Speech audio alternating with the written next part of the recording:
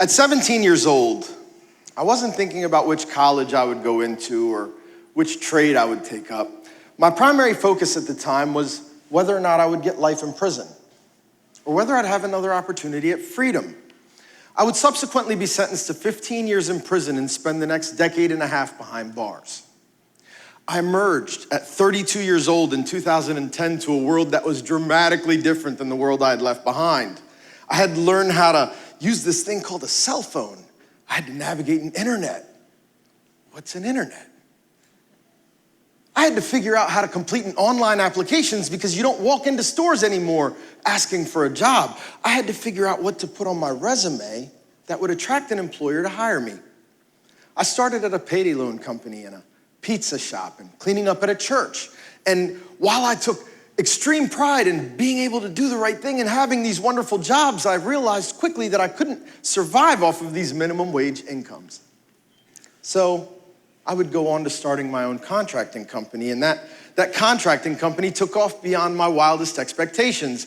I could have been extremely ambitious in hoping that thing would work out, but I had no idea that it would take off the way it did. Now, simultaneously, unbeknownst to me, an administrator for state probation, which is what I was under at the time, was seated on a steering committee. And this steering committee was geared towards crime prevention strategies and positive programming in the great city of Wilmington. And they said, we're gonna shift our focus. We're gonna gear this focus towards reentry. Now, reentry is defined as that period of time in which an individual is returning back to their respective communities after having served time in a prison, penitentiary, or jail. So they decided, we're gonna hire an ex-offender. According to the Department of Labor, 1 in 99 Americans is either incarcerated or will be.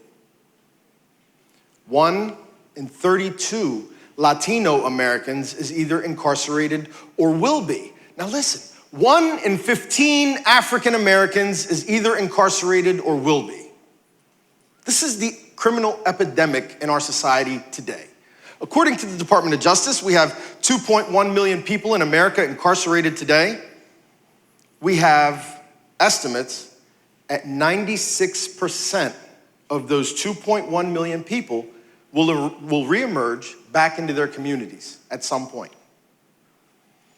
So now, those are the social impacts. The fiscal impacts are no less striking. Corrections budgets, $98 billion were spent on corrections budgets last year alone. And those numbers are slated to go up 8 to 12% per annum. Now that, in and of itself, is a challenge.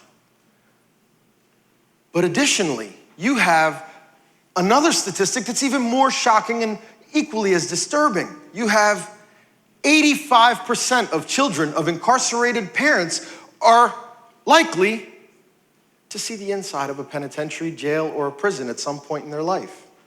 Now, schools to prisons pipeline, the whole predestination, the idea of opportunity, the idea of choices is kind of being removed statistically from these youth.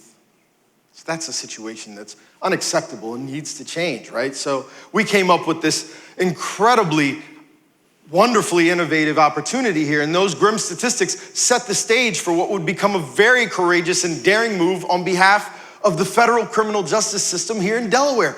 I would become the first contractor ever hired by the United States Attorney's Office here in Delaware and possibly in the nation. So we haven't heard back from the 94 districts that say whether or not they've ever hired an ex-offender, but up until this point, that's what our belief is. I would go on to becoming the third convicted person ever hired by the U.S. Probation Office under the United States District Courts here in America since the history of our great nation.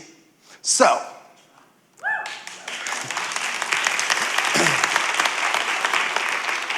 to whom much is given, much is expected, right?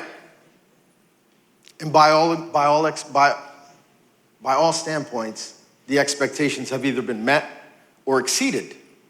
When I first came onto the U.S. Probation Office, our unemployed, unexcused rate was holding steady at 27.8%. That's to say that virtually 28% of federal felons in Delaware were unemployed with nothing to do and just thinking,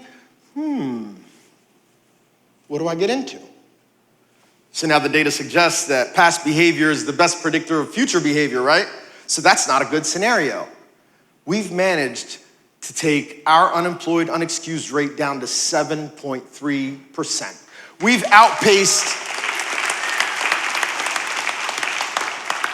outpaced the non-felon population by 2 points. So now, we're taking men and women that would or could be criminals, and we're taking them and putting them into the workforce, and we're introducing them into a world of pro-social living and normative culture, and we're providing a couple of different things simultaneously. We're economically stimulating impoverished communities by reducing unemployment. We're putting positive male leadership in communities and households that are desperately lacking. We're increasing the tax base, and we're not drawing from the system, but rather we're paying into the system and increasing opportunity, and we're providing not only reentry for these men and women, but pre-entry for their children. Now, the idea we're spreading. We need to tap into an abundant resource that is both prevalent in these communities and cannot be reduced without our collective collaborations. And in that situation, when we tap into these men and women that have cultural competence and experience in helping with these experiences and situations and guiding people out of these journeys that they're so misguided, we need to course correct. We can convert hope, we can convert desperation into inspiration, and we can take pain and suffering, and we can make that a reality that has ambition and truth and hope and equality and opportunity for everyone else. Wait a second. We already are. Thanks.